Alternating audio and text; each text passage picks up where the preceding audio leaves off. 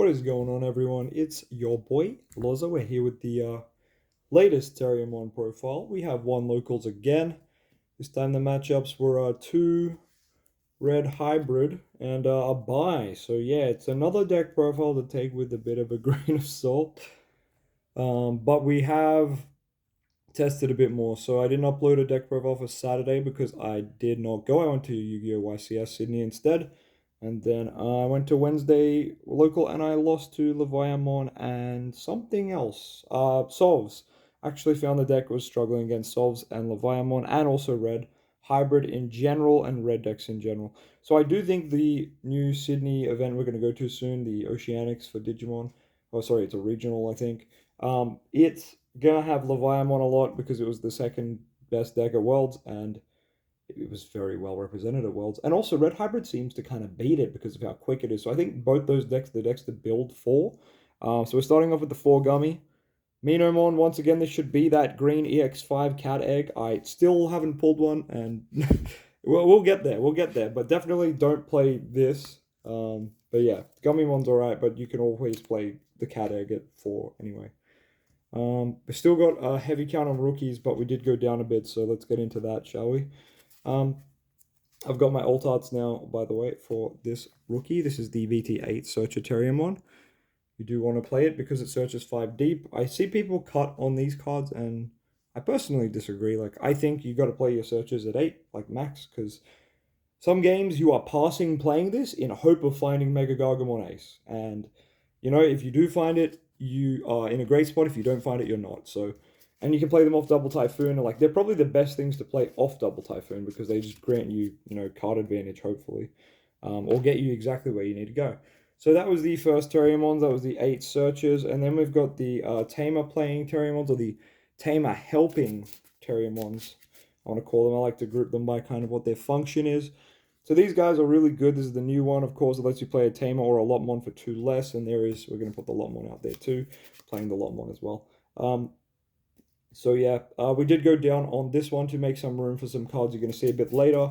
But I still think both of these are great, but this one's definitely a little bit worse, I would say. But the plus 2k can come up, so I still like this card, but I did prefer cutting my rookies down a little bit, my last one being the 2 memory blocker Terriermons. But I think going forward I might cut one of these as well, just for some room for some other stuff. But I'll show you what I'm talking about and we'll get into it. But that is still a lineup of 18 rookies, so I know it is a bit high and some people might hate that, and look, that's fine, you can change your deck list. A lot of what comes out of SEC is these guys because I'm playing so many, but once again, if you'd like to change that, I mean, be my guest.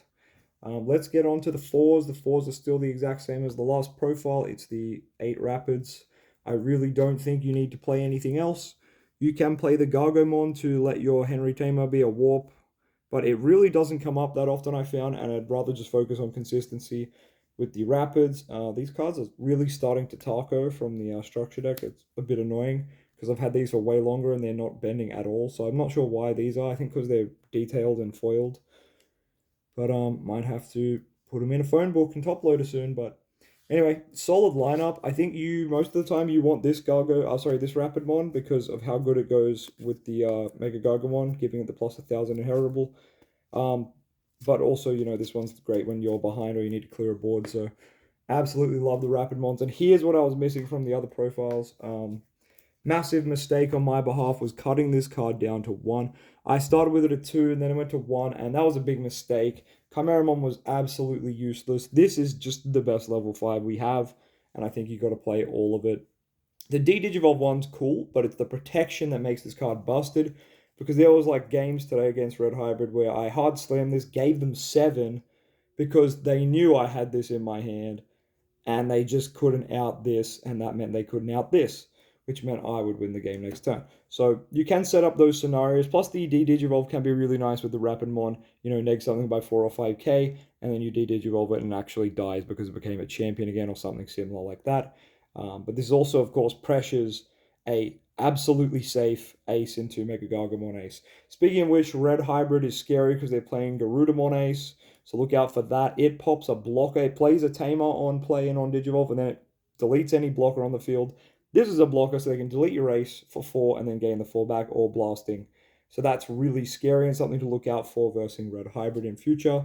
I still love this lineup, and I'm probably, yeah, obviously the Rapidmon I was really off on, but once I versed more red and purple decks and went, hey, this is actually really good at protecting you from dying to that, I went back up on it. The main reason I cut it is because I kept versing Leomon and decks with DP reduction and D-Digivolve, and this does nothing to them. And it felt really annoying that I kept going into it and it was useless. One way to get around the D-Digivolve, once again, is hard slamming it. Obviously, it can still be DP reduced, so that's where I was having a bit of a struggle against Solves and against just any deck with DP reduction, so like the Mirror Match and stuff like that. Any yellow kind of base stuff. But anyway, moving on. We've got the 2 level 7s. I've been watching some other profiles, and I do agree. You know, Quartz is good, but DeathX is also good, so I like having the both. And they can both Digivolve off your 6 because it's, of course, green-black, so that's cool. It's just that the DeathX is not searchable, but, you know, most deck profiles play a DeathX at some point, or if the format calls for it, so I don't think it's too weird that I have them in there. I'm just going to slot them underneath the level 5s you see there. And we're moving on to the Tamers now. The Tamers lineup has changed a bit. I have actually been changing a lot of things behind the scenes. I know a lot of the profiles will be the same, more or less, but, you know, changing a couple of cards here and there. So Willis down to 3 again. I know I said I really liked it at 4, but there were still games where I was bricking on it, and I know you do want to see it, but I kind of figure when you do see it, great, you can play that aggro style, and hopefully you see 1 or 2 rookies. You really need to open up at least 2 Terriermons and Willis for it to be functional, and ideally you need to be opening those Terriermons that let you play the Tamers for reduced cost, so it's got to be this guy, or ideally this is the one you want to see. That really makes the Willis shine and pop off. And really, that Terriermon that I just showed you, the Structure Deck Terriermon, ST17, sorry, Terriermon, and Willis together is Ukomon. When you think about it that way, you're like, wow, this is not that great. Like, Ukomon does this for free. But anyway, we need Green Tamers to function. Like, Rapidmon needs Green Tamer to get its protection, and our board wipe Rapidmon needs, you know, Green Tamers to get more suspensions. So, you know, we do need the Green Tamers on the field. I'm not denying that, but it is interesting that Ukomon pretty much does the job of this and that Terriermon for free. But anyway, Will is still a very good card. It's definitely only become better thanks to the Structure Deck and Terriermon. Before that, it was pretty bad. These Henry Wongs are okay. That's why they're here at 1. Memory Setter and Gain 1. So together with, if you have like one of these on a Willis, you're normally in a pretty good spot. Or if you have multiple Willis, you're normally in a pretty good spot to play the game, I've found. I might go up on this one more if I do put Gargomon back in, or if I play like a stack build. I think stack builds could benefit from this Henry Wong being at more than 1. But I think it's absolutely fine. Since the Henrys are searchable, I like to play them at 1 and 1, and the Willis is not, so I played at 3. I know it's only 5 Tamers in a deck that kind of does need the Tamers to go off, but it seems to work out fine. Like, you do find them because we have that many searches. As I mentioned, the 8 Terriermon searches, while only some of those can search for the Henrys, we do have other cards that can search for any Tamer. So we have Double Typhoon. Double Typhoon tries to double hit by adding a Tamer and a green Digimon. So everything we've seen here minus DeathX, plus, of course, one of our beautiful green Tamers. I've gone up on Agility Training again because it is one of the best turn ones, just Terriermon on the stack and Agility Training, or sometimes it's your best way to pass turn as you don't know what you're going to Digivolve into just yet. But of course, they can be blocked by some of the memory choking stuff, or sorry, more like the reduced evolution stuff. So I think 2 is a healthy number. You're never really going to have too many and be too sad if they do get blocked from being used. And funnily enough, we can get annoyed by you know, your opponent can't play Digimon by effects now because Double Typhoon does that. So that's come up a couple of times where I've been like, okay, don't use Double Typhoon effect, or I can't use Double Typhoon effect. Never thought I'd have that problem in Terriermon, but here we are. Solid options though, solid options, very nice consistency cards, and I love that Double Typhoon's a bit of a threat in Sec. And speaking of a threat in Sec, this card has been sensational. I think this is why I cut one of the Terriermons. I wanted to make room for another Giant Missile. I actually really love this card. Hard playing this for 8 is honestly sometimes a game winner. Like, hard playing Gaia Force feels so bad. Hard playing this feels really good.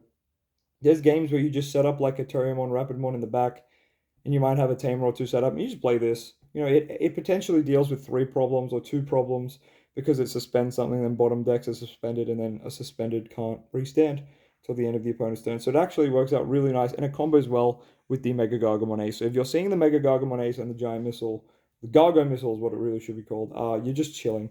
And our last card is going to be that HBD. I pretty sure everyone knows that is coming. This card just combos sensational with Double Typhoon. Double Typhoon playing out like Lopmon's really crazy, or just any Terriermon, and then you just can, have that free hidden potential, discovered potential, really. So you love to see that. Now, obviously, you can do it with any stuff you have on board, but you can never swing with whatever you play off Double Typhoon, so it just helps you get that free evolution. And it's quite good because Digivolving into Gargo Ace off a Gold Rapid costs 5, so this exactly makes it 0, and off the regular Rapid it costs 4, so it's normally quite doable at 4 to not pass turn if you have like a Tamer or 2 up, but the hidden potential certainly lets you get into some cheeky plays that you shouldn't normally. But yeah, got to play this card. You've noticed no Fire Rocket in this build. Went for more pure green, kind of focusing on the control aspects. I'm just trying to get the ratios right. I'm sure you can make room for, if you wanted to play Fire Rockets, like I'm definitely playing way too many Terriermons. That's just my thing. I figure I'll brick less that way. And like, honestly, opening a hand of 5 Terriermons is kind of fine because you're normally going to open one of the Searcher Terriermons. So you're going to put one of the Terriermons in the stack. Pretty much all of these ones at the front here are the stack ones. Memory Block is good on the stack, Auto Hard Play. All the ones that play Tamers for cheap, normally you want to have them on the stack so they're safe. The Searchers, you can just hard slam them, so it's a bit of a mixed bag, but you're opening hand, you're hoping to get like one of the Searcher ones and one of the regular ones. Or ideally, you really just want this one and any Tamer in your deck so you can start getting that established. But anyway, I hope you like the profile. Please hit that like, comment, subscribe. I'll keep making content whenever I do well with this deck, whenever I win locals. I know it's just locals, but I like to document it and kind of track my own progress and know what cards I played, what I tried, what I didn't like. And I hope that helps you too, because, it's all a process of trial and error, and it is a bit of fun as well. So yeah, let me know what you think down in the comments, what your build's looking like, and what you're looking forward to in the future. When we get Terriermon X Antibody, oh boy, I'm going to have to make room for him and Rapid X. So the build is going to completely change next set, but we have our Sydney tournament next weekend. So, I'm going to have to cook up a build for that without the BT16 stuff. But yeah, looking very forward to the BT16 stuff, really skyrocketing this deck to absolutely obnoxious. That Rapidmon X Antibody, what a menace. What a menace. I have a proxy of it around here somewhere.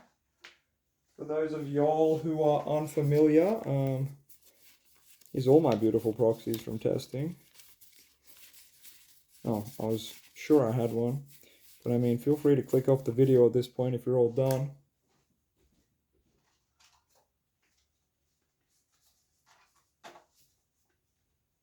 But yes, next set we will be chilling when we get this beautiful guy right here. The Terriermon X Antibody. For those who don't know what he does, he just gives you piercing if you are Gargoyle Rapid. Awesome inheritable. On play, of course, Digivolves from a Gummy or Terrier for 0 on an egg anyway, so sensational. Your turn, when this Digimon will Digivolve into a Gargoyle Rapid, reduce it by 1, which is interesting because its name doesn't identify as Terrier for... It's good for this Rapid because it says Terrier in name. However, the older Gold Rapid, it doesn't quite work with because it just says 3 from a Terriermon specifically. So, interestingly enough, that Terriermon X Antibody will be a 2 to evolve on this Rapid, and a 3 to evolve on the older Gold Rapid, which is a little bit annoying, but that's just how they worded the card, so there's nothing we can do about that. But having piercing on your armors, pretty sensational. Having piercing on Mega Gargamon that can swing twice, pretty sensational. Not to mention if you get this under it, man, I'm showing off proxy cards now, it's wild. But yeah, Rapid X Antibody, damn, what a menace. 4 from any Rapid, absolutely absurd. Cheaper than the Mega Gargamon Ace for some reason. 3 from your level 5 Rapid, otherwise, which is still very good, very respectable. But yeah, this card's just too good. If something dies from DP deletion or battle, you gain 2 memory. This basically has Pseudo Blitz, so when Digivolving, suspend all of your opponent's Digimon, and then there's attacks. And yeah, pretty much this negs everything suspended by 4K permanently, all turns. Absolutely monster card. Only 11k, but can beat over most things because of its neg 4k permanent thing. And yeah, the Pseudo Blitz makes it sensational. So pairing this beautiful X Antibody Terriermon with, let's say, like an ideal stack here would be, doesn't really matter what Gargomon, so I'm not gonna have the Gargomon in this stack, but let's just oh, I've lost my Rapidmons. Oh, okay, they're down here. So ideally, you're just going to have Rapidmon and you're just going to have Mega Gargamon, right? And it doesn't really matter what level 4 you have in the stack. As long as you have this, like, you are cooking. You suspend 2 of your opponent's Digimon. You swing into one of them. You're going to trash check for Rapidmon. You're going to pierce check for one. You're going to restand. You're going to do it again. You do not get the trash because it's once per turn, but the piercing's permanent. So you get another piercing check there. So this can potentially take 3 security, one of them being a trash. And then it's going to reboot on your opponent's turn and be a blocker. Like, man, this stuff goes hard. So look forward to that in future sets. But anyway, that's all I'm here to talk about right now. And I'll catch you guys next time. Peace.